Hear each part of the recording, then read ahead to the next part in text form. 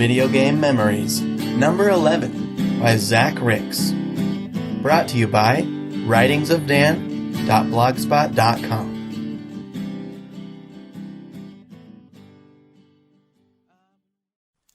Hi, everybody. My name is Zach Ricks, and I'm here with a special guest post for Dan Absalonson's blog on Video Game Memories.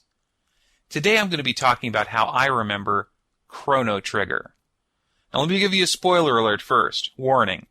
This is a game that was originally released in the US for the Super Nintendo in 1995, but was released again for the original PlayStation in 2001, and then again for the Nintendo DS in 2008, and yet again in May of 2011 for the Nintendo Wii Virtual Console.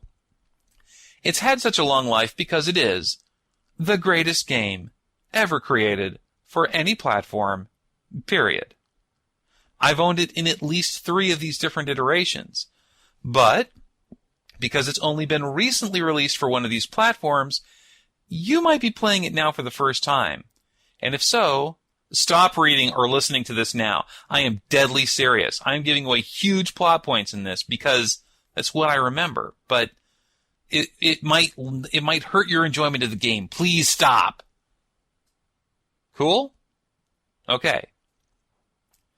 I don't remember when I picked it up or where I first started playing it, but I absolutely remember Chrono Trigger.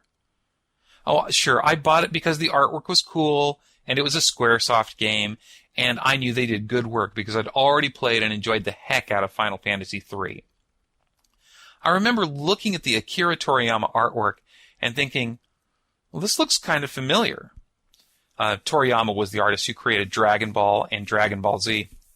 Incidentally, there really is no Dragon Ball GT. Doesn't exist. Shared hallucination. Sad story.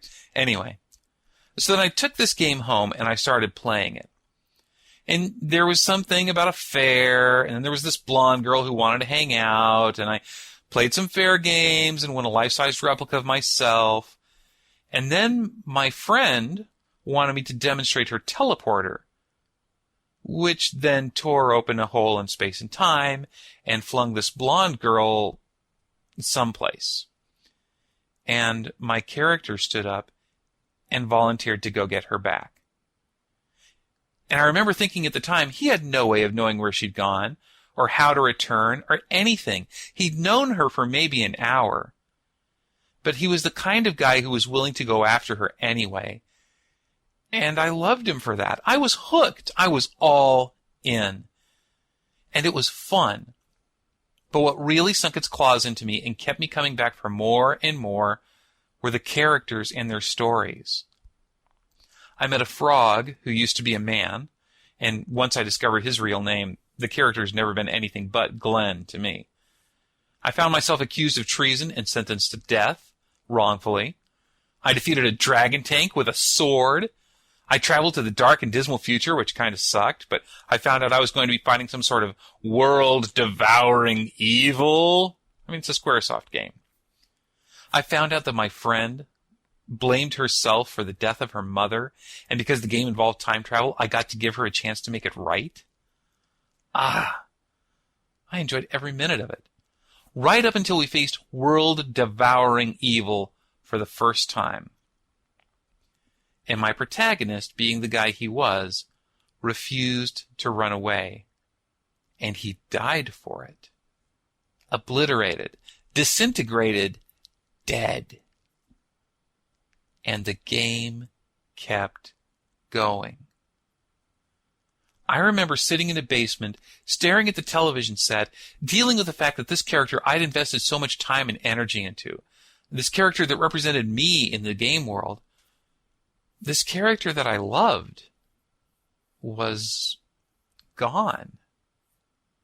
And as I was doing that, I was watching his companions do the same thing, dealing with their grief at the loss of their friend. I've never had a game pull me through that kind of emotional experience, and it's that moment and what follows that has made Chrono Trigger my favorite game of all time. Now, sure, I take a lot of good-natured ribbing for my love of Pokemon, which is deep and true and vital, And that has been a wild and crazy ride for the last 12 years. A long story. I blame kindergartners. Darn kindergartners. But Chrono Trigger continues to be an influence on me because the story was so deep and so rich. It hit so many themes for me: loyalty, family, self-sacrifice, regret, love, tragedy, and ultimately, triumph. Oh, and don't get me started on the music. To this day, I cannot hear the opening theme without getting a little emotional. If you have a chance to play it, I highly recommend it. It's the greatest game of the 16-bit era, and I dare say it's my favorite game of any era. And it's like $8 on the Wii Virtual Console. Seriously. Play it, and then you'll remember Chrono Trigger too. I'm Zach Ricks. I'm an attorney, writer, and publisher living in Austin, Texas with my wife and one daughter.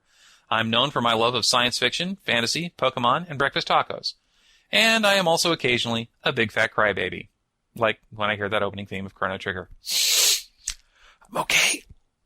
You can find my writing at www.madpoetfiles.com and my publishing company at www.flyingislandpress.com. Thanks for listening. And you will hear another guest blog post, the last one in the series, next Friday by Justin McCumber of the Dead Robots Society. See you then.